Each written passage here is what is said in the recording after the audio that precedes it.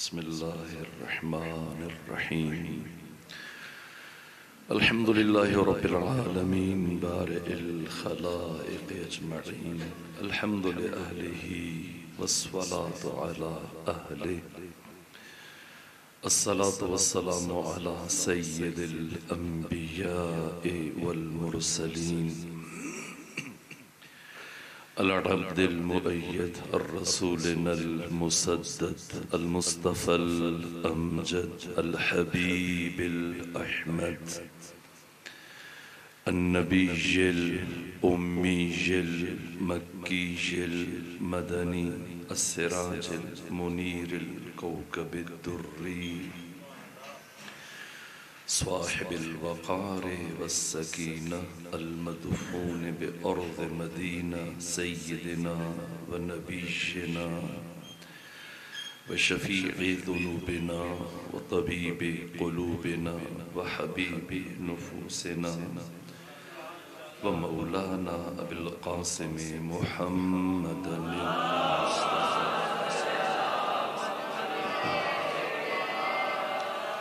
وأهل بيته الأطيبين الأطهرين الأنجبين المأسومين المظلومين ورحمة الله على أحبابهم وأصحابهم وشيعتهم ومحبيهم ومواليهم أجمعين ولعنة الله على أعدائهم ومنكري فضائلهم وغاصبي حقوقهم من جرم عداوتهم إلى الآن ومن الآن إلى قيام يوم الدين وبعد يوم الدين.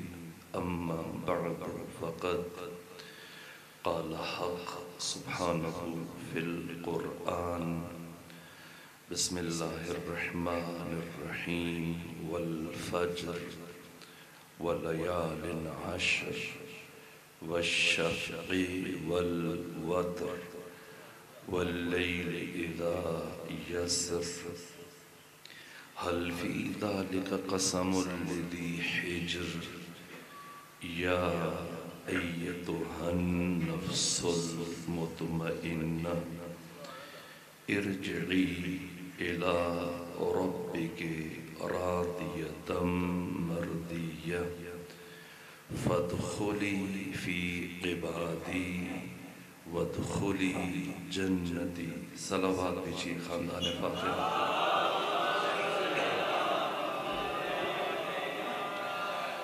خدا سبحان کی بارگاہ میں سپاس گزار اور شکر گزار ہوں کہ اس مقام پر ابا معرفت مومنین کی زیارت کا شرف حاصل ہوا.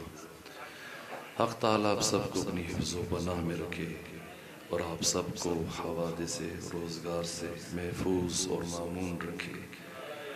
اس سے پہلے کہ میں اپنی مختصر گزارشات کا آغاز کروں، انتہائی دکھ اور افسوس کے ساتھ آپ کے علم میں ہے کہ ہمارے عزیز محترم بھائی ذاکر اہل بیت جناب نوید عاشق صاحب کو کل مجلس کے دوران سیالکوٹ میں جب وہ مجلس حسین سے خطاب کر رہے تھے تو ایک وحشی اور ایک درندے نے انہیں گولی کا نشانہ بنایا اور انہوں نے جام شہادت نوش کیا. میرے عزیزو، آج کی اس مجلس میں آپ کے توسط سے اور اس منبر کے توسط سے یہ پیغام دینا چاہتا ہوں پوری امت مسلمان کو اور ساتھ میں اس دور کے یزیدوں کو کہ اگر وہ یہ سمجھتے ہیں کہ اس طرح سے قتل و غارت گری اور لوگوں کو قتل کر کے مومنین کو، علماء کو، ذاکرین کو وہ اس شمع ہدایت کو گل کرنے میں کامیاب ہو جائیں گے اور وہ آج کی حسینیت کو سرنگوں کرنے میں کامیاب ہو جائیں گے، اگر وہ یہ سمجھتے ہیں کہ مجالس کی رونق مان پڑ جائے گی، لوگ خوف کی وجہ سے گھروں سے نہیں نکلیں گے، پڑھنے والے حق بیان نہیں کریں گے اور شاید حسینیت اس طرح سے کم رنگ ہو جائے نہ۔ میں آج کے دشمنوں کو اور اس عصر کے یزید کے لیے پیغام دینا چاہتا ہوں کہ آج سے 1400 سال پہلے علی ابن ابی طالب علیہ السلام کی شیر دل بیٹی عقیلہ بنی ہاشم، عالمہ غیر معلمہ، بطلۃ الحریہ، شریکۃ الحسین، عصمت صغریٰ، محافظہ عزاداری، سفیر عزا، زینب بنت علی نے رسن بستہ بندھے ہوئے ہاتھوں کے ساتھ یزید ابن معاویہ ابن ابو سفیان ابن حرب کے دربار میں کھڑے ہو کر یہ اعلان کیا تھا اور اشارہ کیا تھا، اے یزید کت کیدک وَاسْبَ سَعْیَک وَانْصَبْ جُہْدَک وَاللَّهَ لَا تَمْحُو ذِکْرَنَا وَلَا تُمِیتُ وَحْیَنَا۔ اے یزید تو جتنی چالیں چل سکتا ہے چل لے، تو جتنی کوششیں کر سکتا ہے کر لے، تو جتنی سازشیں کر سکتا ہے کر لے، تو جتنے حربے استعمال کر سکتا ہے کر لے، علی کی بیٹی تیرے دربار میں اللہ کی قسم کھا کے یہ اعلان کر کے جا رہی ہے تو کبھی ہمارے ذکر کو خاموش نہ کر سکے گا۔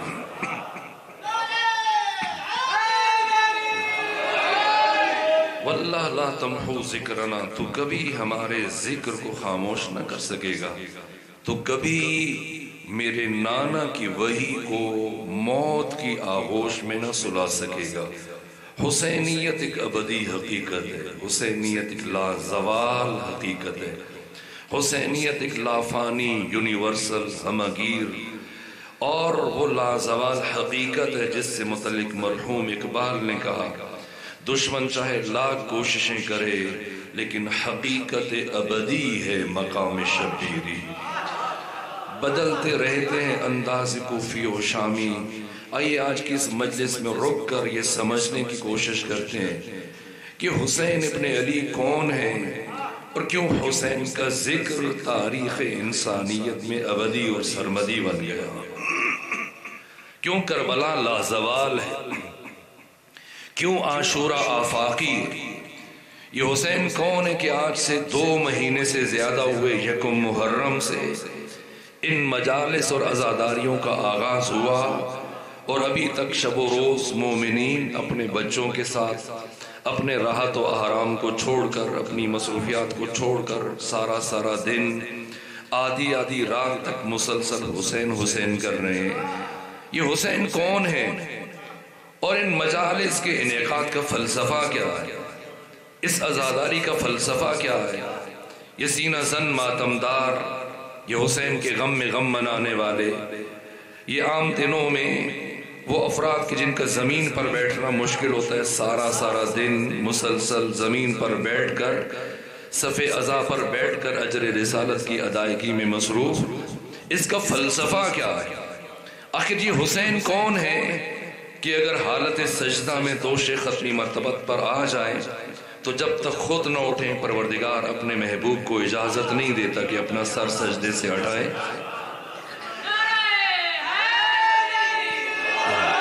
یہ حسین کون ہے کہ جو امام الانبیاء سید الرسل مدینے کی گلیوں میں گھر سے نکل کر اپنے بال زلفوں کی شکل میں، مہار کی شکل میں، باغ کی شکل میں اس حسین کے ہاتھ میں تھما کر سواری کی آواز نکال رہے ہو۔ کسی کمزرف نے جب کہا کہ کتنی بہترین سواری ہے، حضرت نے فرمایا تجھے سواری نظر آ رہی ہے، سوار نظر نہیں آ رہا۔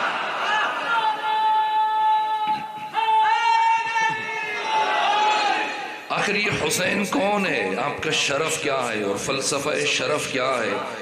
یہ حسین کون ہے کہ جب آپ کا زائر گھر سے سفر کرنے کے بعد کربلا جاتا ہے تو امام صادق فرماتے ہیں کامل الزیارات میں یہ جملے موجود ہیں، جیسے ہی زائر حسین قبر حسین پر پہنچتا ہے اور آ کر آپ کی زری کو اپنے ہاتھوں میں لیتا ہے تو پروردگار زائر حسین سے انتخاب کرتا ہے، یا عبدی استانف عملک، اے میرے بندے جا نئے سرے سے اپنی زندگی کا آغاز کر. قد صرت اليوم کیوم ولدتک امک. آج تمہاری کیفیت وہ ہے جیسے اپنی ماں کی شکم سے دنیا میں آیا. آخر یہ حسین کون ہے کہ جس کی زری کو چھو لینے کے بعد انسان گناہوں سے پاک ہو جاتا ہے؟ یہ حسین ابن علی کون ہے کہ جن سے متعلق جب ایک صحابی امام کی خدمت میں گیا اور آ کر امام صادق سے عرض کیا فرزند رسول میں نے 29 حج کر لیے، اب دعا کریں کہ ایک اور حج کی سعادت نصیب ہو جائے تاکہ پورے 30 ہو جائیں. ہم جیسا کوئی جاہل طالب علم ہوتا شاید ہاتھ اٹھا کے دعا کر دیتا، لیکن جیسے ہی اس نے امام سے کہا کہ میں نے 29 حج کیے، دعا کریں ایک حج اور مل جائے اور پورے 30 ہو جائیں. فرزند رسول نے پوچھا کہ 29 حج تو کر لیے، اتزور قبر حسین ابن علی، 29 حج تو کیے، کیا تو نے میرے جد بزرگوار حسین ابن علی کے روزے کی زیارت کی؟ کرنا ابھی تک میں کربلا نہیں جا سکا. فرمایا ارے تجھے کیا ہوا، 29 حج تو کر لیے، ابھی تک اس حسین کی زیارت کے لیے نہیں گیا کہ پروردگار فوق عرش سے جس حسین کی خود زیارت کرتا ہے. یہ حسین کون ہے؟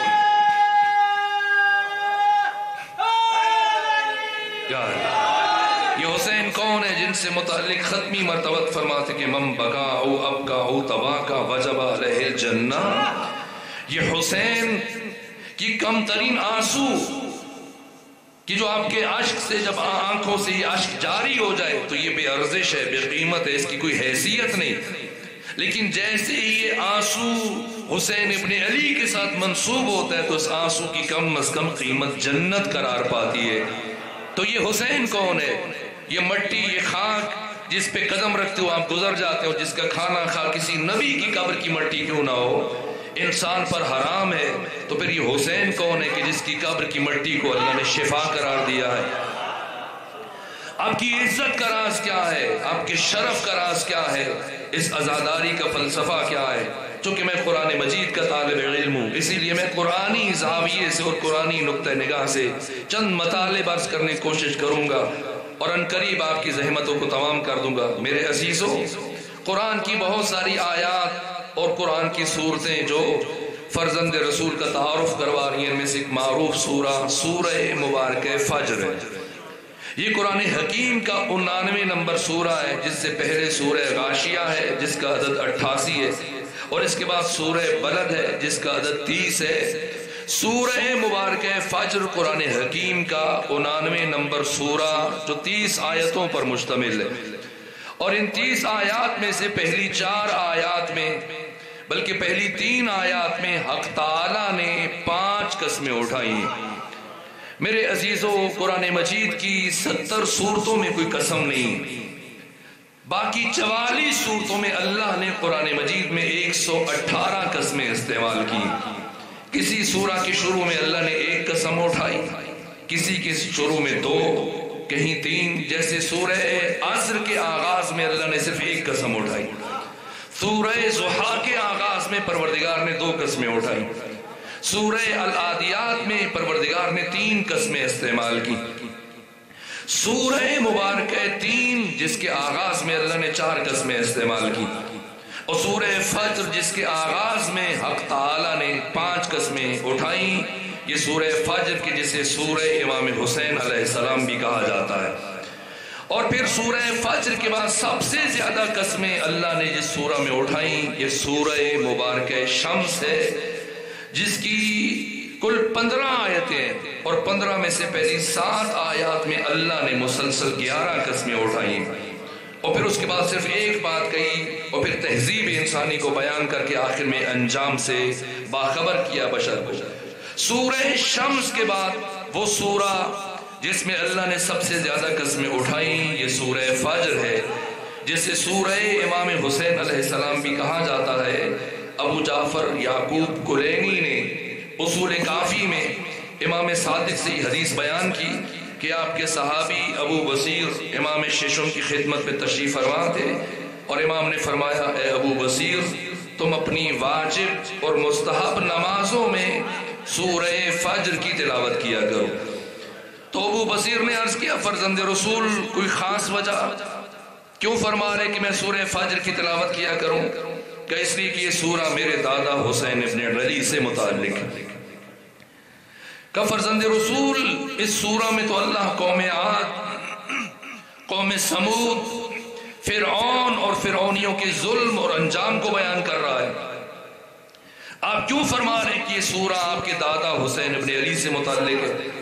فرمایا سورہ کا آخری حصہ جس میں پروردگار خطاب کر رہا ہے، یا ایتھا النفس المطمئنہ، اے نفس مطمئنہ، ارجعی الی ربک، لوٹا اپنے رب کی طرف، راضیۃ مرضیہ، اس حال میں کہ تو اس سے راضی ہے وہ تجھ سے راضی ہے، فادخلی فی عبادی، اور آ کر میرے بندوں میں شامل ہو جائے، وادخلی جنتی، اور آ کر میری جنت میں داخل ہو جائے۔ میرے عزیزو، میں اوصاف حسین، کمالات حسین، فضائل حسین، خصوصیات حسین، امتیازات امام حسین یا دوسرے زاویوں سے بھی گفتگو کو بیان کر سکتا، لیکن میں چاہتا ہوں کہ تمہید قرآنی آیات پر اس طرح سے استوار ہو جائے۔ مجھے احساس ہے کہ صبح سے مسلسل آپ سن سن کر مجالس اعضاء میں شرکت کر کے تھکیں، اس لیے میں زیادہ طول نہیں دینا چاہتا۔ یہ جو یا ایتھا النفس المطمئنہ، اس عالم ہست و بود میں، اس عالم آب و گل میں، اس بزم گیتی اور کائنات میں، اس دنیا اور جہان میں نفس مطمئنہ کا بارز ترین اور اتم ترین مصداق سرور و سالار شہیدان، امام حریت، امام عزت، امام انقلاب، راکب دوش رسول، سید شباب اہل الجنہ، حسین ابن علی علیہ السلام، نفس مطمئنہ کا بارز ترین مصداق۔ یہاں تک کہ دشمن نے گواہی دی کہ روز عاشور جیسے جیسے قلب حسین ابن علی پر مصیبتوں کے پہاڑ ٹوٹ رہے تھے، ویسے ویسے حسین کے چہرے پر طمانینت کے آثار میں اضافہ ہو رہا تھا۔ یا ایتھا النفس المطمئنہ ارجعی، لوٹا الی ربک، اپنے رب کی طرف، راضیۃ مرضیہ، اس حال میں کہ تو اس سے راضی وہ تجھ سے راضی، فادخلی فی عبادی، تو آ کر میرے بندوں میں داخل ہو جا۔ عبادی، اگر آنکھیں کچھ بند ہو رہی ہوں کچھ کھل رہی ہوں تو شاید میں یہ مطلب بیان نہ کر سکوں۔ مجھے احساس ہے کہ آپ مسلسل تھکے ہوئے ہیں، لیکن میرا طریقہ کار یہی ہے کہ میں قرآن سے ہی گفتگو کرتا ہوں۔ اگر سماعتیں بیدار ہوں تو ایک جملہ عرض کروں، کیا مطلب فادخلی فی عبادی، میرے بندوں میں؟ یہ نفس مطمئنہ کے بعد دوسری سند ہے جو پروردگار حسین کے لیے اعلان کر رہا ہے، اس لیے کہ عبد ہونا اور ہے اور عبدہ ہونا اور ہے۔ کیا فرق ہے عبد میں اور عبدہ میں؟ تو مرحوم اقبال فرماتے کہ عبد دیگر، یہ جو خدا فرما رہے ہیں فادخلی فی عبادی، تو یہ عبد کون ہے اور عبدہ کون ہے؟ ان دو میں کیا فرق ہے؟ تو اقبال نے بتایا عبد دیگر، عبدہ شیء دیگر، ان سراپا انتظار، ان منتظر۔ کہا عبد اور ہے، عبدہ اور ہے۔ اقبال کیا فرق ہے؟ کہا عبد وہ ہے جو کوہ طور پر کھڑے ہو کر اللہ کی تجلی کے ظہور کا انتظار کر رہا ہے، اور عبدہ وہ ہے جس کا بزم عرش پر خود خدا انتظار کر رہا ہے۔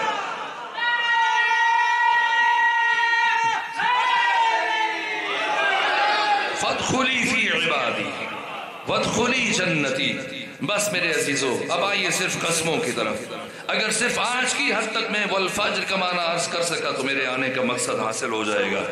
والفجر، مجھے قسم ہے فجر کی۔ یہ فجر کون ہے؟ اور اللہ نے نور حسین ابن علی کو فجر سے کیوں تشبیہ دی؟ کیوں مماثلت ہے امام حسین کو فجر کے ساتھ قرآن مجید میں؟ اس لیے کہ وقت فجر وہ وقت ہے، فجر کا مطلب جو مفردات راغب میں امام راغب اصفہانی نے لکھا، فجر کا مطلب ہے وسیع شگاف۔ فجر کو فجر کیوں کہتے ہیں؟ ظہر کیوں نہیں کہتے؟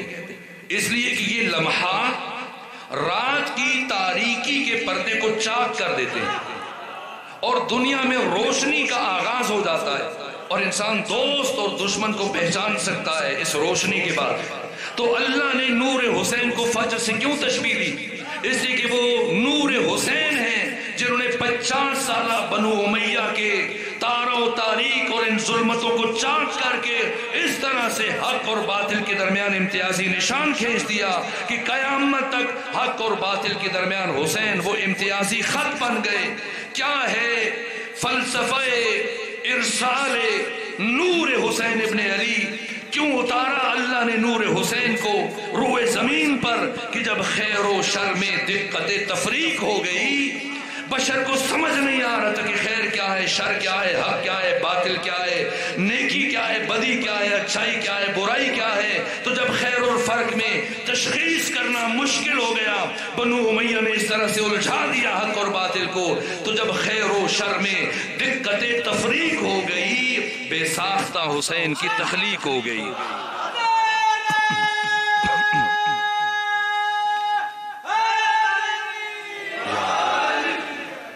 اتنی بلند صلوات بھیجیے خاندان فاطمہ.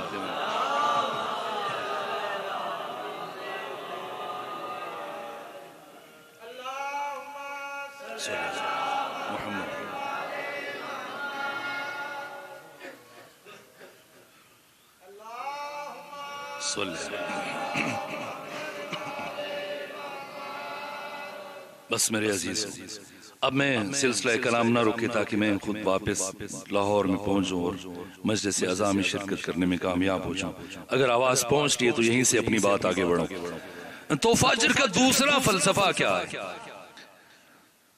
یہ جو اللہ نے نور حسین ابن علی کو فجر سے تشبیہ دی، تو اگر آپ بیدار ہو گئے پوری طرح سے تو اس بجلی کے جانے میں بھی ایک حکمت ہے. شاید اس لیے کہ صبح سے اب تک کے تھکے ہوئے مومنین، اور یہ وہ مرحلہ ہوتا ہے، مشکل ترین وقت سارے دن میں سے یہی وقت ہوتا ہے کہ انسان آہستہ آہستہ وہ خواب آلود ہو جاتی ہیں آنکھیں، اور پھر آہستہ آہستہ انسان نیند کی آغوش میں چلا جاتا ہے. تو اب شاید اسی فرصت سے فائدہ اٹھایا جائے.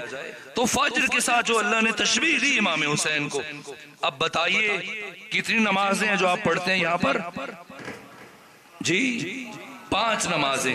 کون کون سی؟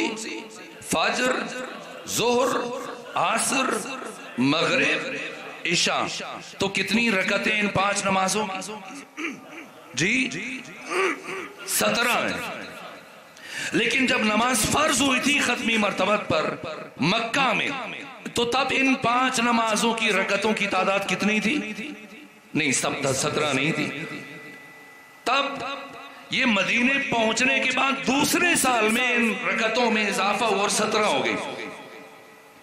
صدر اسلام میں جب قلب ختمی مرتبت پر اللہ نے وحی کی اور مسلمانوں پر یہ نمازیں فرض ہوئیں، تو 5 نمازوں کی رکعتوں کی تعداد 17 نہیں تھی. امام اسماعیل بخاری کے صحیح بخاری کے علاوہ ان کی ایک اور کتاب تاریخ میں بھی ہے، تاریخ کبیر، اور اس کے بعد تاریخ طبری، اور اس کے بعد تاریخ مدینہ و دمشق ابن عساکر کی، اور تاریخ ابن خلدون، اور البدایہ والنہایہ ابن کثیر کی، اور الکامل ابن اسیر جزری کی، الاستیاب، الاصابہ، تاریخ اسلام امام شمس الدین ذہبی کی، سیر و اعلام النبلاء. اس کے علاوہ جتنی بھی تاریخی کتابیں ہیں، یعقوبی ہیں، تاریخ مسعودی ہے، اور ابن ذہب کی جتنی بھی تاریخیں، اور حدیث کی جتنی کتابیں، توجہ فرمائیے گفتگو سمیٹنے لگا ہوں. بخاری، مسلم، ترمذی، ابن ماجہ، ابو داؤد، نسائی، مستدرک علی صحیحین امام حاکم نیشاپور کی، اسی طرح سے موطا امام مالک، یہاں تک کہ بخاری اور مسلم کے استاد ابو یعلا موصلی، ابن ابی شیبہ، مصنف ابن عبد الرزاق، یہ جتنی بھی کتابیں حدیث کی، اور اس زمانے تک جو آخری کتاب، بڑی کتاب لکھی گئی علم حدیث پر، امام ناصر الدین البانی نے مصر سے سلسلۃ احادیث صحیحہ تحریر کی. یہ جتنی حدیث کی کتابیں اور جتنی تاریخ کی کتابیں اور جتنی سیرت کی کتابیں، کہ پہلی کتاب سیرت کی 157 ہجری میں ابن اسحاق اور ابن حشام نے لکھی، اور آج بر صغیر میں معروف کتاب جو آپ کے گھروں میں موجود ہے، سیرت النبی، شبلی نعمانی اور سید سلمان ندوی نے لکھی۔ یہ ساری حدیث، تاریخ اور سیرت کی جتنی بھی کتابیں سنی شیعہ مورخین نے، محدثین نے، محققین نے، سب نے لکھا ہے کہ مکہ میں جب یہ 5 نمازیں مسلمانوں پر فرض ہوئی تھیں تو ان کی رکعتوں کی تعداد صرف 10 تھی، 2 ظہر کی، 2 عصر کی، 2 مغرب کی، 2 عشاء کی اور 2 فجر کی۔ اگر آپ کے قریب اہل تسنن کے دینی مراکز ہیں یا اہل تشیع کا کوئی مدرسہ ہے، جائیں لائبریریوں میں اٹھائیں کتابیں یا علماء سے سوال کریں۔ اس نقطے پر ان 1400 سالوں میں آج تک کسی بھی مسلمان دانشور نے اختلاف نہیں کیا کہ مکہ میں ان 5 نمازوں کی رکعتوں کی تعداد 10 تھی، اور پھر مدینہ پہنچنے کے دوسرے سال ان 10 رکعتوں میں مزید 7 رکعتوں کا اضافہ ہوا۔ تو آئیں خدائے حکیم سے سوال کریں کہ اگر پروردگار نے اضافہ کرنا ہے تو پہلے مرحلے میں پروردگار 17 رکعتیں واجب کر دے، اور اگر اللہ نے اضافہ کرنا ہے تو ہر نماز کے ساتھ 1 رکعت اضافہ کرے، 2 رکعتی نماز 3 رکعتی ہو جائے، یا پھر ہر نماز کے ساتھ 2 رکعتوں کا اضافہ کرے اور جتنی بھی نمازیں ہیں سب کی تعداد 4 رکعتی ہو جائے۔ تو کیا ہوا کہ ظہر، عصر، عشاء، ان 3 نمازوں کے ساتھ پروردگار نے 2 رکعتوں کا اضافہ کیا، اور مغرب کے ساتھ پروردگار نے صرف 1 رکعت کا اضافہ کیا، اور فجر کے ساتھ پروردگار نے کسی رکعت کا اضافہ نہیں کیا۔ تو آخر کیا حکمت ہے؟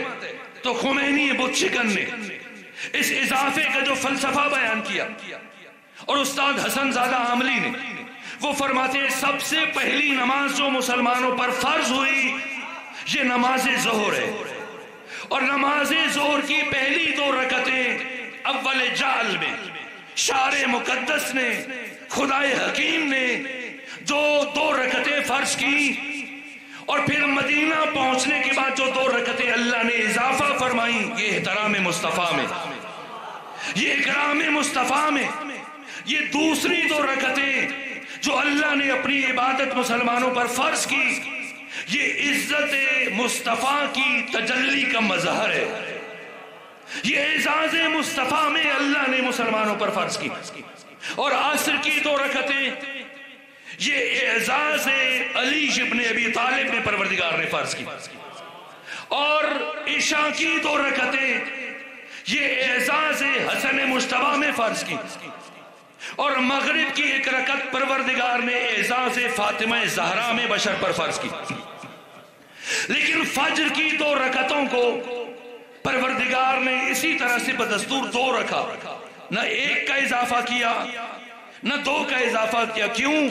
اس لیے کہ خدا بشر کو یہ پیغام دینا چاہتا ہے کہ جو کچھ خدا کا ہے وہ سب حسین کا ہے، اور جو حسین کا ہے سب خدا کا ہے۔ صلوات بھیجیے خاندان فاطمہ پر۔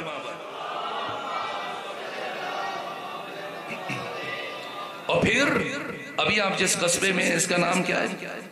چنیوٹ، خوب رجوع کہہ لیتے ہیں نسبتاً جاتے رجوع۔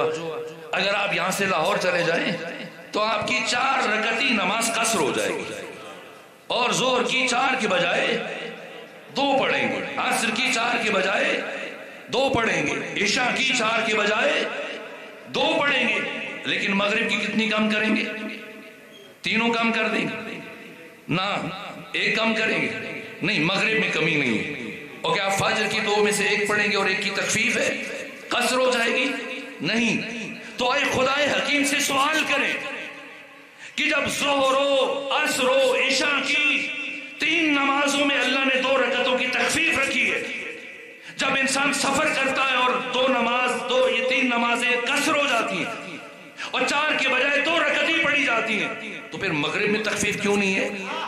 پھر فجر میں تخفیف کیوں نہیں ہے؟ اس لیے کہ پروردگار اپنا حق بھی معاف کر سکتا ہے، رسول کا حق بھی معاف کر سکتا ہے، علی کا حق بھی معاف کر سکتا ہے، حسن مصطفیٰ کا حق بھی معاف کر سکتا ہے، لیکن اللہ کبھی بھی نہ حق فاطمہ زہرا کو معاف کر سکتا ہے،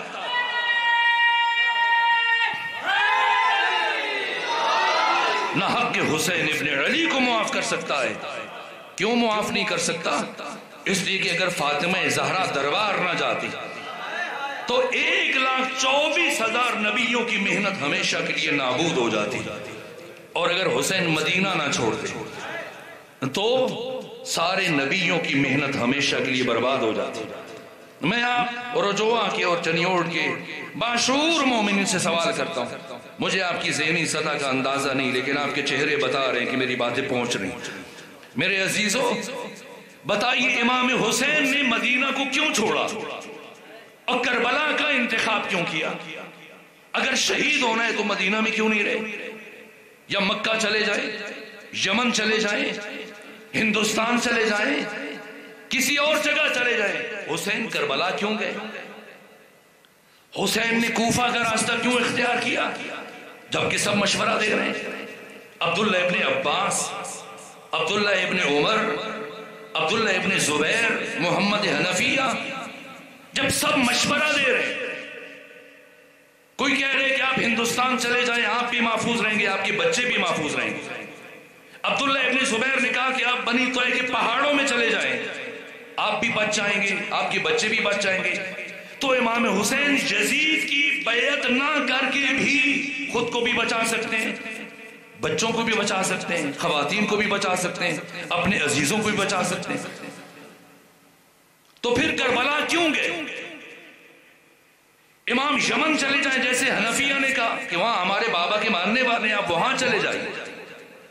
شہید مطہری کہتے ہیں جتنے لوگ امام حسین کو مشورہ دے رہے تھے وہ اس حقیقت کو شیشے اور آئینے میں دیکھنے کی صلاحیت نہیں رکھتے تھے جو حسین اینٹ اور پتھر میں دیکھنے کی صلاحیت رکھتے تھے۔ تو پھر کیوں امام حسین کوفہ گئے؟ عبداللہ ابن زبیر نے بھی تو یزید کی بیعت نہیں کی، کیا قتل ہو گیا؟ منذر بن زبیر نے یزید کی بیعت نہیں کی، کیا مار دیا گیا؟ اس کے باقی بھائیوں نے یزید کی بیعت نہیں کی، اور پھر یزید کو کئی سال لگ گئے، عبداللہ بن زبیر کا مقابلہ نہیں کر سکا۔ 28 رجب کی رات امام حسین نے مدینہ چھوڑا، اور 28 رجب کو عبداللہ بن زبیر نے مدینہ چھوڑا۔ لوگوں نے امام حسین کو مشورہ دیا کہ مخفی راستوں سے جائیں کہ ولید بن عتبہ کے سپاہی آپ کو گرفتار نہ کر لیں یا نقصان نہ پہنچا دیں۔ فرمایا نہیں، میں مخفی راستوں سے نہیں جاؤں گا، میں اس معروف راستے سے جاؤں گا، جو ہوگا دیکھا جائے گا۔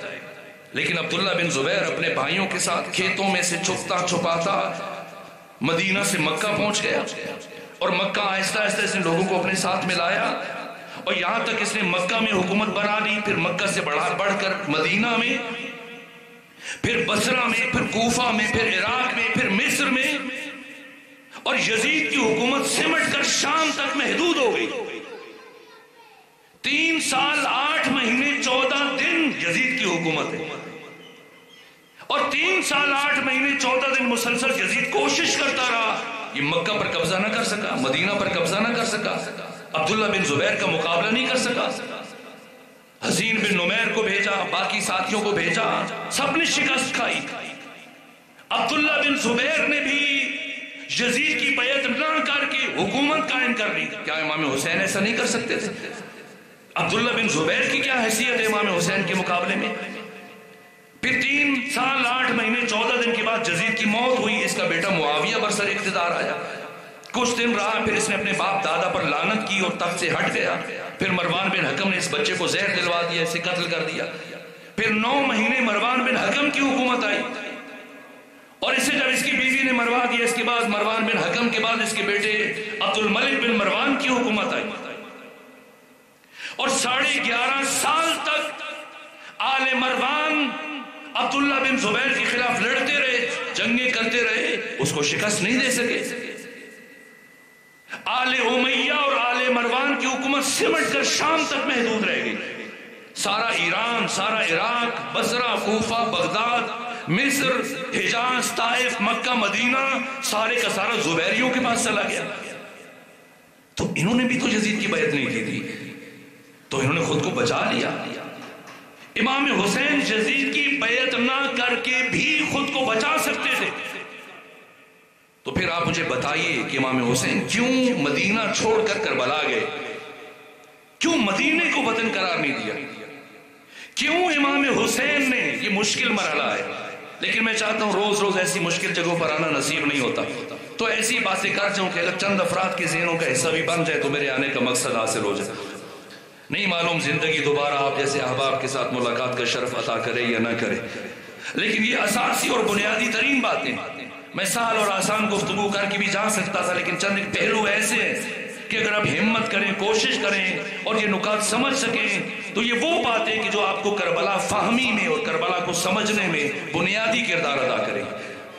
آپ کی زندگی بھر کے لیے سرمایہ بن سکتی ہے یہ گفتگو اگر اس کی نکات اپنے ذہنوں محفوظ کر سکیں. کیوں امام حسین نے قیام فرمایا؟ اب آپ مجھے بتائیے. بہت سارے وہ افراد بیٹھے سفید ریش، اب میں کیا کروں؟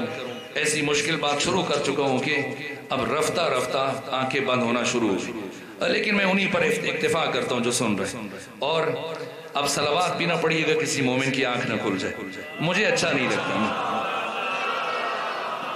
نہیں، مبادہ اگر اس مومن نے آپ کی شکایت کر دی کہ چین سے سو رہا تھا میں، کس نے مجھے اٹھا دیا، یہاں بھی ستانے آ گئے، کس نے پتہ بتا دیا. میرا عقیدہ تو یہ ہے کہ مجلس میں آنکھ لگ جائے تو یہ بھی ایک نورانی فضا میں سونا بھی عبادت ہے. تو وہ اپنی عبادت کرتے رہیں، آپ اپنی عبادت کرتے رہیے اور ایک صلوات بھیجیے خاندان فاطمہ.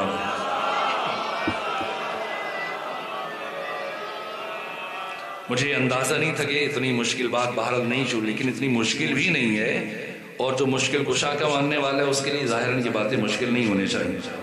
مجھے مرحوم افسر عباس زیدی صاحب کا شعر یاد آ رہا ہے.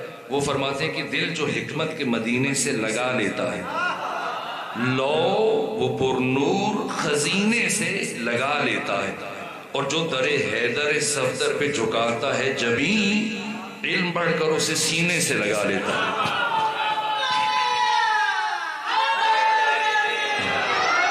اگر گاڑی کا ٹائر پھٹ جائے اور ہم یا علی مدد کہیں، کہنا چاہیے علی ہر مقام پر مدد کرتے ہیں، لیکن علی کو بنیادی طور پر اللہ نے انسانیت کی ان مشکلوں کو آسان کرنے کے لیے بھیجا. جب کوئی علمی مطلب نہیں سمجھ آ رہا ہو تو پھر علی سے توسل کرنا چاہیے، پھر علی سے مدد مانگنی چاہیے، اس لیے کہ اللہ نے علی کو باب مدینۃ العلم بنا کے بھیجا ہے. بہرحال میں اپنی گفتگو کو مختصر کر کے نتیجہ دے رہا ہوں، جتنے افراد تک میری بات پہنچ جائے غنیمت ہے. میرے عزیزوں، امام حسین نے قیام کیوں فرمایا؟ کیا اس لیے قیام کیا امام حسین نے کہ یزید نے امام حسین سے بیعت کا مطالبہ کیا؟ یہ سفید ریش افراد کو جو مجلسیں سنتے ہوئے آپ کی داڑیاں سفید ہو گئی، 30 40 سال صف اعضاء پر بیٹھ کر آپ نے مجالس سنی، میری رہنمائی کریں. کیا امام حسین نے اس لیے مدینہ چھوڑا کہ یزید نے بیعت کا مطالبہ کیا تھا؟ سوال، اگر یزید امام حسین سے بیعت کا مطالبہ نہ کرتا تب حسین کیا کرتے؟ کیا تب قیام نہ فرماتے؟ کبھی سوچا آپ نے اس رخ پر؟ کبھی اس سے پہلے اس بارے میں آپ نے غور کیا؟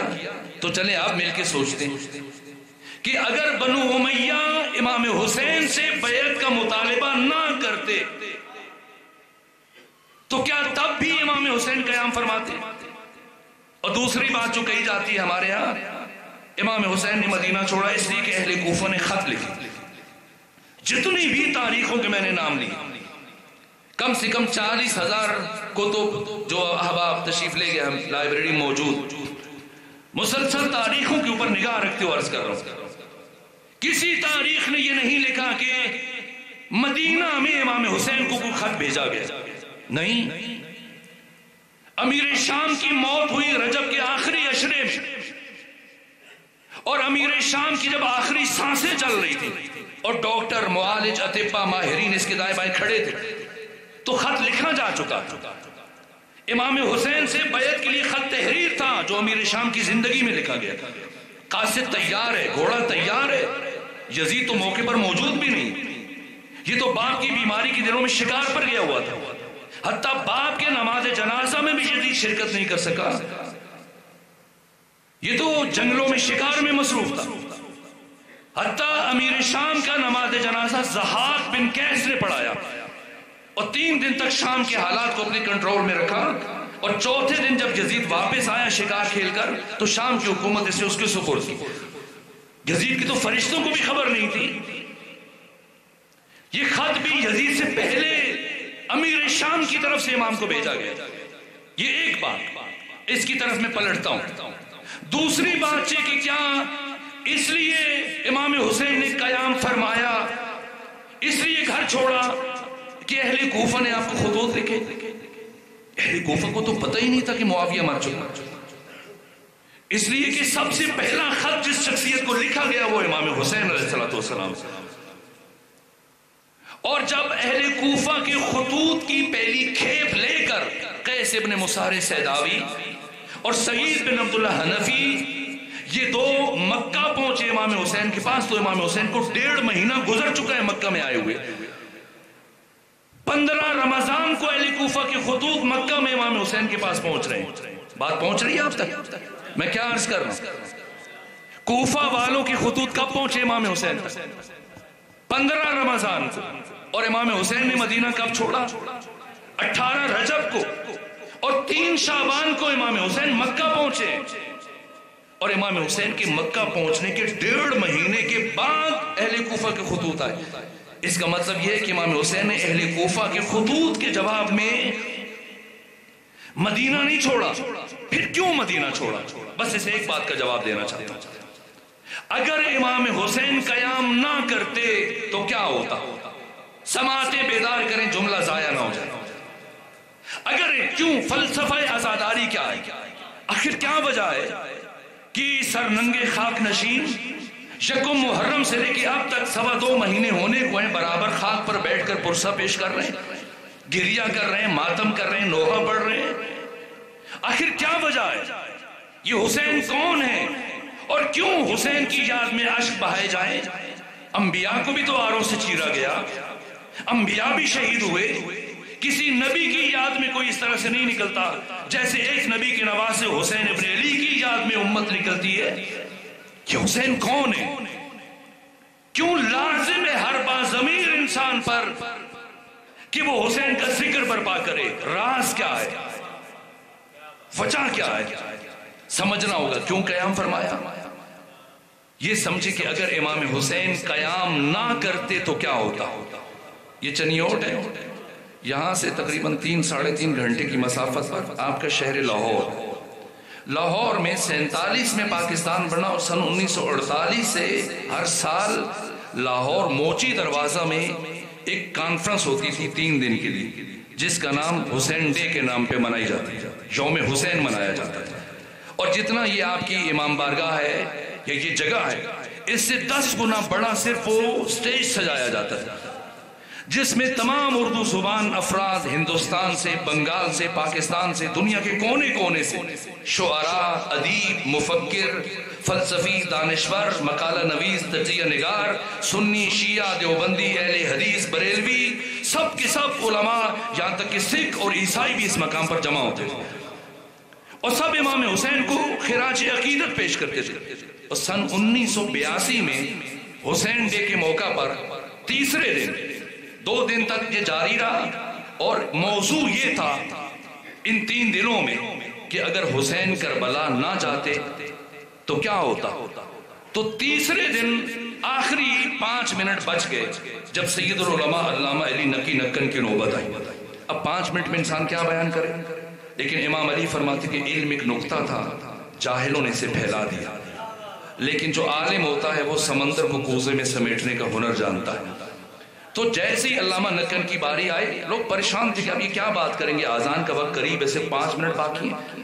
تو ان کا پریشان نہ ہو، کمال اطمینان سے انہوں نے 3 منٹ میں خطبہ پڑھا اور خطبہ پڑھنے کے بعد جو آخری 2 منٹ بچ گئے تھے اس 2 منٹ میں انہوں نے صرف ایک بات کہی. کیا کہا کہ اگر حسین کربلا نہ جاتے اور یزید کے خلاف قیام نہ کرتے تو آج نماز جمعہ بدھ کے دن پڑھی جا رہی تھی، بدھ کے دن پڑھی جا رہی تھی. ایک صلوات بھیجیے خاندان کو.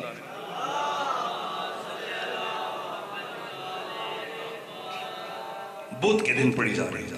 اب شاید ان کے پاس وقت کم تھا یا انہوں نے یہ اشارہ کہنے پر اکتفا کیا، لیکن جتنا میں نے پڑھا ہے کربلا کو جو سمجھا، اگر امام حسین کربلا نہ جاتے تو کیا ہوتا؟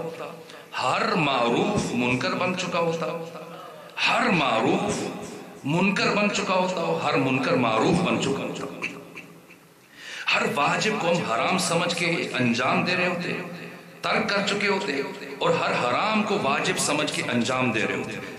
اور آج قرآن کا حال تورات انجیل زبور سے بدتر ہوتا. نہ محمد کا نام ہوتا، نہ انبیاء کا ذکر ہوتا، جگہ جگہ پر اولاد بنو امیہ کی تعریفیں ہوتی، کہیں پر یزید کی شان میں کوئی سورہ نظر آتا، کہیں مروان کی شان میں، کہیں متوکل کی شان میں.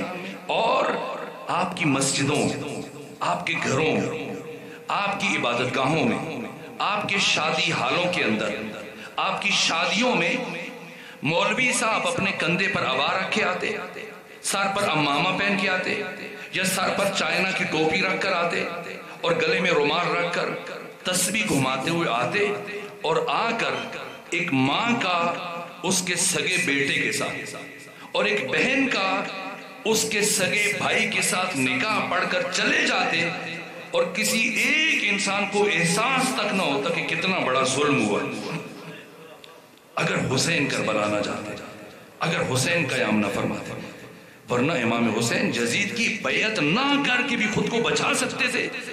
میں نے آپ کو عبداللہ ابن زبیر کی مثال ہے. حسین اپنی ذات کے لیے نہیں گئے، اپنے عزیزوں کے لیے نہیں گئے. حسین ابن علی کا یہ قیام نسل بشر کے لیے تھا، غیرت انسانی کے لیے تھا، ناموس بشر کے لیے تھا، انسانی عزت و حرمت کی بقا کے لیے تھا. اس لیے ہر انسان پر واجب ہے کہ وہ حسین کا شکریہ ادا کرے. ہر انسان مدیون ہے حسین ابن علی کا، ہر انسان مقروض ہے حسین ابن علی کا. یہاں تک کہ نبیوں کے سر جھکے ہوئے ہیں، کوئی نبی بھی حسین ابن علی کا شکریہ ادا نہیں کر سکتا. یہ حسین ہے کہ جنہوں نے 1,24,000 نبیوں کی محنت کو بچایا. اس لیے خدا فرما رہا ہے والفجر، بس ختم کر دی گفتگو، ولیال عشر، مجھے 10 راتوں کی قسم. یہ کون سی 10 راتیں؟ یہ محرم کی 10 راتیں. ولیال عشر والشفع والوتر، قسم ہے جب سب اکٹھے تھے، والوتر، اور قسم ہے جب حسین تنہا رہ گیا، واللیل اذا یسر، اور قسم ہے رات کی جب وہ ڈھلنے لگے. یہ کون سی رات ہے؟ گریے کی آوازیں بلند ہو رہی ہیں، لیکن ایک جملہ سنیں، حسین کا ذکر کروں، حسین کے ساتھیوں کا ذکر کروں، یہ مناسب ہے. واللیل اذا یسر، قسم ہے رات کی جب وہ ڈھلنے لگے. یہ کون سی رات ہے؟ یہ شب عاشور کی رات ہے. شب عاشور. کیوں اللہ 10 راتوں کی قسم اٹھانے کے بعد دوبارہ شب عاشور کی قسم اٹھا رہے ہیں؟ اگر شب عاشور کو سمجھنا ہے تو پھر شب ہجرت کو سمجھنا پڑے گا. ایک جملہ عرض کروں گا تاکہ یہ آخری قسم کا مفہوم روشن ہو جائے اور میرے آنے کا کم سے کم مقصد حاصل ہو جائے. اگر شب عاشور کو سمجھنا ہے تو شب ہجرت کو سمجھنا پڑے گا. اس لیے کہ جو کام شب ہجرت ہوا وہی کام شب عاشور ہوا. شب ہجرت کیا ہوا؟ قرآن بیان کر رہا ہے وَمِنَ النَّاسِ مَن يَشْرِي نَفْسَهُ ابْتِغَاءَ مَرَضَاتِ اللَّهِ، لوگوں میں سے ایک ایسا ہے جو اپنی جان خدا کو بیچتا ہے. وَمِنَ النَّاسِ، لوگوں میں سے ایک، من جو یشری بیچتا ہے، نفسہو اپنا نفس، اپنی جان، اور بدلے میں کیا خریدتا ہے؟ مرضات اللہ، اللہ کی رضا. یہ سادہ بات نہیں، چھوٹی بات نہیں ہے، سر اٹھائیں تاکہ بات مکمل کر سکوں. لوگوں میں سے ایک ایسا جو شب ہجرت اپنی جان خدا کو بیچتا ہے اور بدلے میں کیا خریدتا ہے؟ اللہ کی رضا. یہ اتنی بڑی تجارت ساری دنیا کے تاجر جاگ کر وہ تجارت نہ کر سکیں جو علی ابن ابی طالب نے سو کر کی ہے. کیا بیچا، کیا خریدا؟ شب ہجرت علی نے اپنا نفس، اپنی جان خدا کو بیچی، اور بدلے میں کیا خریدا؟ رضائے خدا. اور یہ اتنی بڑی تجارت کیسے ہو گئی؟ یہ چنیوڑ کا کوئی ایسا کمرہ نہیں ہے جہاں پر آپ سو رہے اور آپ کے دائیں بائیں سائڈ ٹیبل پر لیمپ پڑا ہو، جیسی کوئی خطرے کی گھنٹی بجے تو آپ اچانک سے لیمپ کا بٹن دبائیں اور روشنی ہو جائے اور آپ دیکھیں. نا، یقینی موت. 20 ننگی تلواریں اس حجرے کے باہر سب منتظر ہیں. ابو جہل اور ابو سفیان کا ایک اشارہ، جیسے اشارہ کریں گے سب نے ٹوٹ پڑنا ہے، اور جو بستر پر لیٹا ہے اس کے ٹکڑے ٹکڑے ہو جانے. تو یقینی طور پر علی نے اپنی جان بیچی، اور بدلے میں اگر بیدار ہو تو ایک ہمت کر کے جملہ سنیں. میرے عزیزو، میں نے ساری زندگی میں کبھی وہ کیفیت نہیں دیکھی جو آج دیکھ رہا ہوں، لیکن اگر اس جملے کو بھی آپ نے ضائع کیا تو شاید میرا آپ کے لیے سلام الوداع ہو جائے گا اور آخری سلام ہو جائے گا، اور شاید دوبارہ آپ دانشوروں کی زیارت کا موقع نہ ملے. لیکن اگر اس جملے کو وصول کر لیں، شب ہجرت علی نے کیا بیچا، کیا خریدا؟ اگر جاگ رہے تو ساتھ دیں تاکہ نتیجہ عرض کروں. شب ہجرت علی نے اپنی جان خدا کو بیچ دی اور خدا کی رضا خرید لی.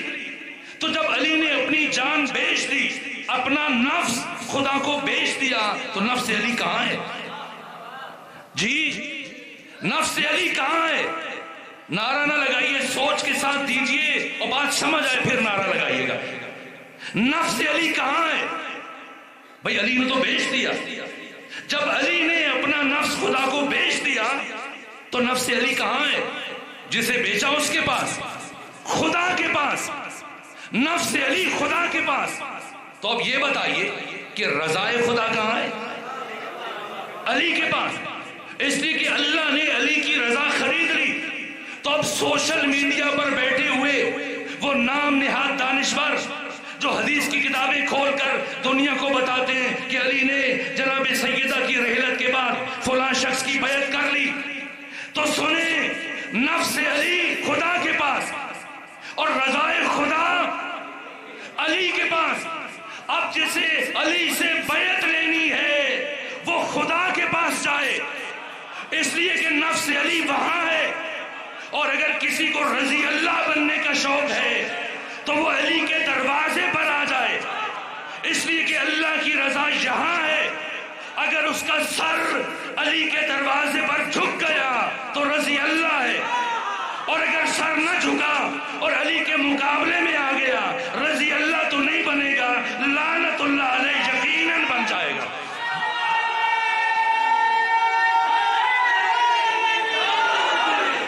تو جو شب ہجرت ہوا، بات ختم ہو گئی. جو شب ہجرت ہوا وہی شب عاشور ہوا. شب ہجرت ایک نے اپنی جان خدا کو بیچی، شب عاشور 72 نے اپنی جان خدا کو بیچی. 72 نے. ورنہ جب حسین نے فرمایا جاؤ چلے جاؤ، میں راضی، میرا نانا راضی ہے، میری ماں فاطمہ زہرا راضی ہے، کیا کوئی ایک فرد بھی اٹھا ہے؟ نہیں اٹھا. ممکن ہے مورخ یہ کہے اس لیے نہیں اٹھ رہے تھے کہ سب کے سب حسین کو وارث جنت سمجھتے تھے، سردار جنت سمجھتے تھے کہ اگر اٹھ کے چلے گئے تو جنت ہاتھ سے نکل جائے گی. اس لیے حسین ابن علی نے سند جاری فرمائی، جاؤ میں تمہیں جنت کی ضمانت دیتا ہوں. کوئی مولوی یا مفتی جنت کی ضمانت دے رہا ہے؟ وارث جنت حسین ابن علی جنت کی ضمانت دے رہا ہے. اس کے باوجود کیا کوئی اٹھا؟ کوئی نہیں اٹھا. اب ممکن ہے مورخ یہ کہے کہ آنکھوں کی شرم مانی تھی کہ کیسے روشنی میں حسین کو دشمنوں کے بیچ تنہا چھوڑ کے چلے جائیں. اب حسین ابن علی نے دوسرا جملہ ارشاد فرمایا، بیٹا علی اکبر، چراغ خیمہ کو گل کر دو. ایک چراغ بجھا، 72 چراغ جل اٹھے اور گریے کی آواز بلند ہوئی خیام حسین. سب سے پہلے حبیب ابن مظاہر اٹھ کے کھڑے ہوئے. فرزند رسول آپ فرما رہے ہیں ہم چلے جائیں. کیسے چلے جائیں؟ آج اگر آپ کو چھوڑ کے چلے جائیں تو قیامت کے دن آپ کی ماں فاطمہ زہرا کو کیا منہ دکھائیں گے؟ آپ کے نانا محمد مصطفیٰ کو کیا منہ دکھائیں گے؟ اس کے بعد زہیر ابن قین کھڑے ہوئے، کہا فرزند رسول اگر مجھے اس طرح سے قتل کیا جائے نیزہ و شمشیر اور تیر و تبر کے ساتھ کہ میرے جسم کے ٹکڑے ٹکڑے ہو جائیں، پھر انہیں جمع کر کے جلا دیا جائے اور پھر اس راہ کو بکھیر دیا جائے اور پھر دوبارہ زندہ کیا جائے، یہاں تک کہ اسی طرح سے 70,000 مرتبہ قتل کیا جائے پھر زندہ کیا جائے، تو میری صرف ایک ہی خواہش ہوگی کہ میں اپنی جان کو آپ کے قدموں پر نچھاور کر دوں۔ اور پھر سعید بن عبداللہ حنفی کھڑے ہوئے اور کہا فرزند رسول آپ فرما رہے ہیں ہم چلے جائیں، ہم چلے جاتے ہیں، اتنا بتا دیجئے کہ جن افراد کو ان کی ماؤں نے پیدا ہی اسی دن کے لیے کیا تھا وہ آپ کو چھوڑ کر کیسے چلے جائیں؟ جیسے یہ جملے سنیں فرمایا انی لا اعلم اصحابا اوفا من اصحابی، میرے علم میں نہیں کوئی ایسے اصحاب جو میرے اصحاب سے زیادہ باوفا۔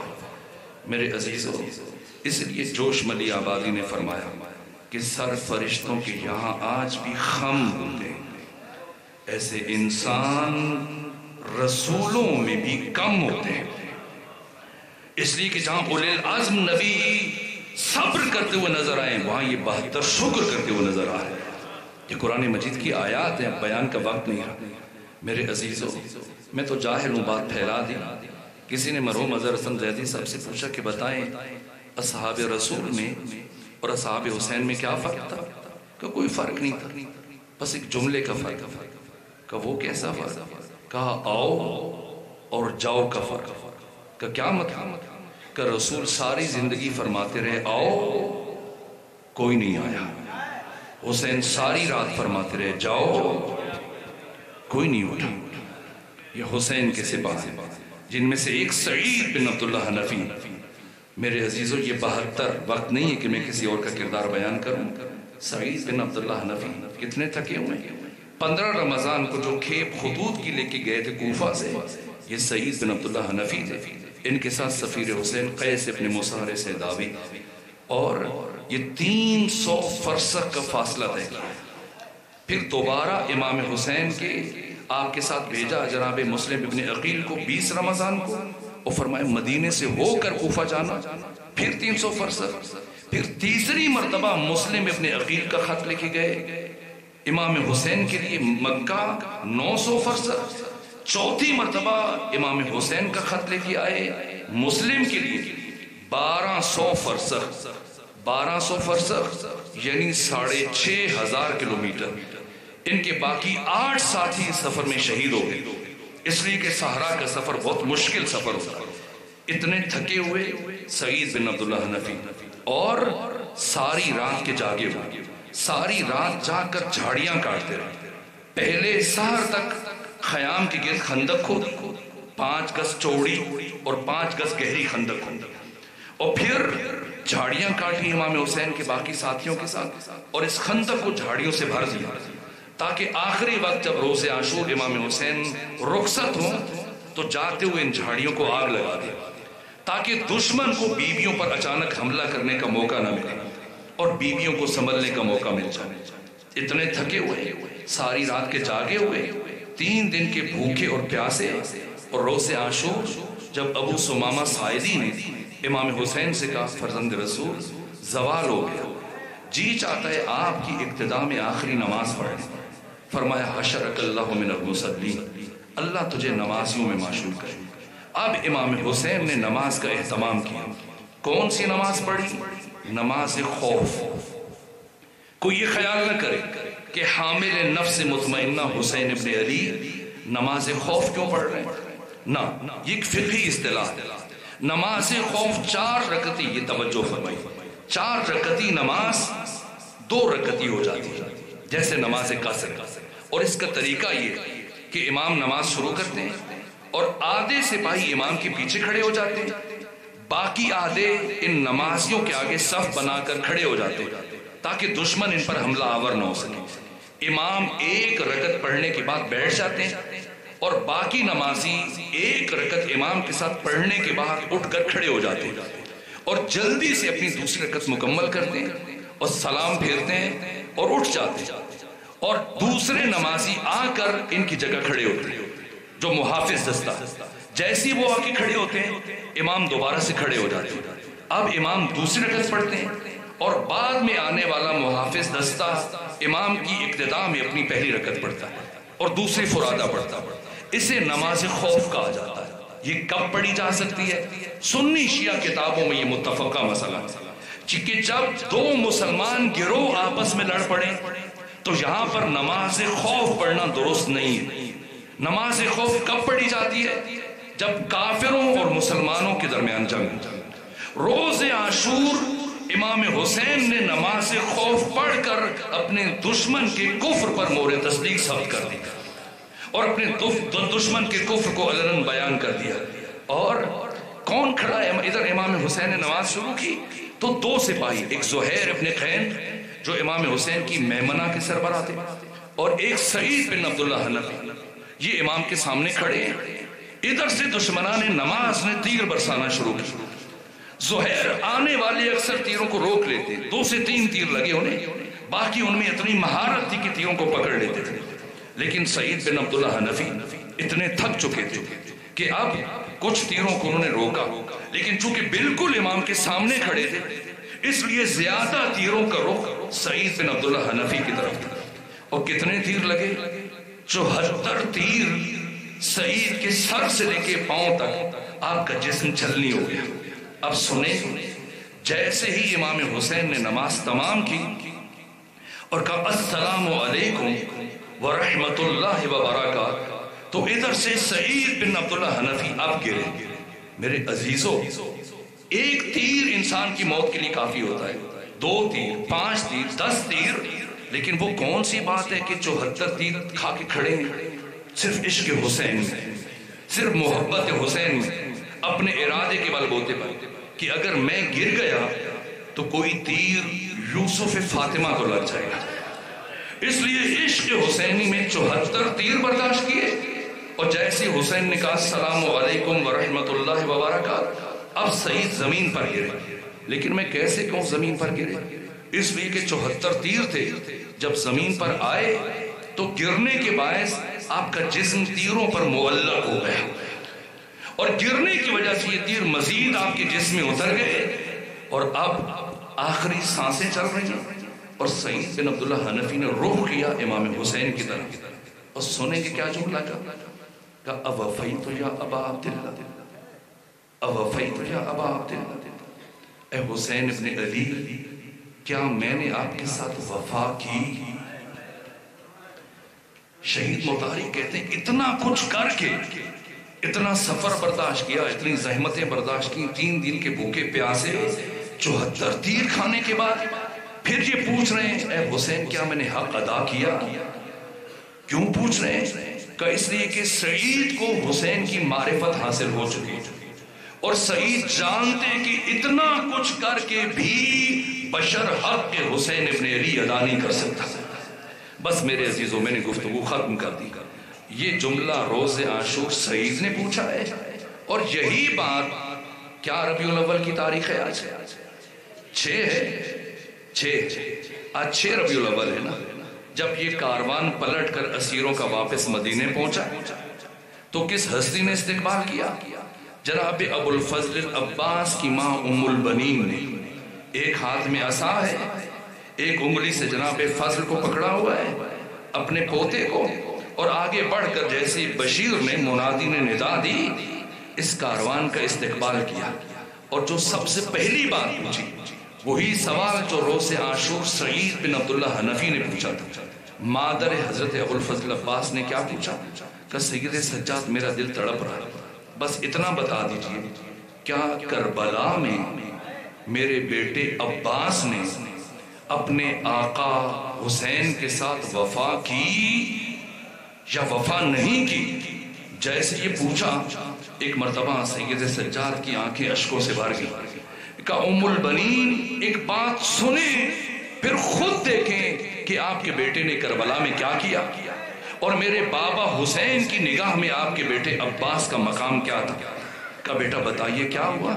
کہا ام البنین جب ہمیں کربلا سے شام کی طرف اسیر کر کے لے کے جا رہے تھے تو رستے میں عمر ابن سعد کی سواری میری سواری کے ساتھ چل رہی تھی، اور اثناء سفر میں عمر ابن سعد نے میرے بابا کے قاتل شمر ابن ذلجوشن کو بلایا اور اس سے میرے بابا کے قتل کی کیفیت پوچھی کہ بتا جب تو حسین کو قتل کر رہا تھا تب حسین کی حالت کیا تھی؟ کیا اس لمحے حسین ابن علی نے کوئی کلام کیا؟ تو کہا یہ شمر کے الفاظ ہیں۔ شمر نے عمر ابن سعد کو بتایا، کہا اے عمر ابن سعد، روز عاشور جب حسین زین سے زمین پر آئے تو وہ خاک کربلا پر بیٹھے تھے، اپنے پاؤں کے بل بیٹھے تھے اور اپنی شمشیر کو خاک کربلا میں گاڑ رکھا تھا اور اپنی پیشانی کو قبضے شمشیر پر رکھا تھا، اور میں جب حسین کے قتل کے ارادے سے آگے بڑھا تو میں نے آگے بڑھ کر حسین ابن علی کو کندھوں سے دھکا دیا اور حسین پشت کے بل خاک کربلا پر گرے۔ جب حسین گرے تو میں آگے بڑھ کر حسین کے سینے پر سوار ہو گیا، لیکن حسین کی آنکھوں میں اتنا خون جمع تھا کہ حسین نے مجھے دیکھنے کی کوشش کی لیکن مجھے نہیں دیکھ پائے۔ بالآخر اپنے انگوٹھوں سے آنکھوں کا خون صاف کیا اور پھر جب دیکھا کہ میں ان کے سینے پر سوار ہوں، مجھ سے کہا اے شمر بڑی اونچی جگہ پر بیٹھا ہے، اے شمر بڑی بلند جگہ پر بیٹھا ہے۔ شمر مجھے اچھی طرح سے یاد ہے، بچپنے میں میرے نانا محمد مصطفیٰ جب مجھے اپنی گود میں بیٹھا کر مجھ سے پیار کیا کرتے تھے تو میرے قمیض کے بٹن کھول دیتے تھے اور مجھے سینے سے چومنا شروع کرتے تھے، پھر گلے تک میرے بوسے لیتے جاتے تھے، پھر میرے لب و رخسار چومتے تھے۔ تب میرے نانا نے مجھے بتایا تھا اے حسین تجھے کائنات کا شقی ترین فرد قتل کرے گا، جس کے چہرے پر چیچک کے داغ ہوں گے، جس کی شکل خنزیر سے ملتی جلتی ہوگی۔ جب باقی علامات بتائیں کہ اے عمر ابن سعد مجھے اتنا غصہ آیا کہ میں نے حسین کی داڑھی کو بائیں ہاتھ سے پکڑا اور دائیں ہاتھ سے حسین کے رخسار پر تماچے مارنا شروع کہ بس اتنی اثنا میں اس حسین کی چھوٹی بیٹی آئی، میدان کربلا میں پہنچی جس کا نام سکینہ تھا۔ میں اس بچی کو یہ آ کے اپنے بابا سے لپٹ گئی، اس بچی کو اپنے بابا سے الگ کرنے کے لیے میں حسین کے سینے سے اٹھا اور اتنی دیر میں حسین ابن علی نے اپنا سر سجدے میں رکھ دیا، اور جب حسین نے اپنی قوت کو جمع کر کے سر سجدے میں رکھا تو میں نے پہلی ضرب چلائی، اور جب میں نے پہلی ضرب چلائی تو حسین کی زبان سے یہ ذکر جاری ہوا رضن بقضائک و تسلیما لامرک یا غیاث المستغیثین، اور جب میں نے دوسری ضرب چلائی حسین نے پھر یہی ذکر پڑھا رضن بقضائک و تسلیما لامرک لا معبود سوا یا غیاث المستغیثین، یہاں تک کہ جیسی میں نے چوتھی ضرب چلائی اس حسین کی بچی نے اپنے آپ کو بابا پر گرا دیا، اپنے باپ کے گلے پر گلا رکھ دیا، اور پھر جب یہ بچی کسی طرح سے اپنے باپ سے الگ نہیں ہو رہی تھی میں نے اس بچی کو بالوں سے پکڑا اور ایک ایسا زور کا تماچا مارا کہ پھر حسین کی بچی دور جاتی گری، لیکن تھوڑی دیر کے بعد یہی بچی میرے پاس آ کے کھڑی ہو گئی اور مجھ سے کہا جتنا جی چاہتے مجھے مار لے لیکن میرے بابا کو چھوڑ دے۔ اس کے بعد پھر میں نے ایسا سلوک کیا کہ یہ بچی دوبارہ اپنے بابا کے قریب نہ آ سکی، یہاں تک کہ میں ضربیں چلاتا رہا اور حسین یہی ذکر پڑھتا رہا۔ اب حسین نے اپنا سر دوبارہ سجدے سے نہیں اٹھایا، اور جب میں نے 13ویں ضرب چلائی اور میں نے حسین کا سر حسین کے تن سے جدا کیا، اب جو میں نے حسین کے بالوں میں ہاتھ ڈالے اور میں نے سر اٹھایا تو دیکھا ابھی بھی حسین کے لب ہل رہے ہیں، ابھی بھی حسین کے لب ہل رہے ہیں۔ میں نے سوچا اب حسین کون سا ذکر کر رہا ہے، تو جب اپنے کان حسین کے کٹے ہوئے لبوں کے قریب لے کر گیا تو برابر ایک ہی آواز بلند ہو رہی تھی عباس عباس عباس۔ پروردگار ہماری عبادت کو اپنی بارگاہ میں قبول فرما اور ہمیں معرفت کربلا اور معرفت حسینیت عطا فرما اور ہمیں شاگرد کربلا بننے کی توفیق عطا فرما بحق محمد و آل محمد۔ اللہم صلی اللہ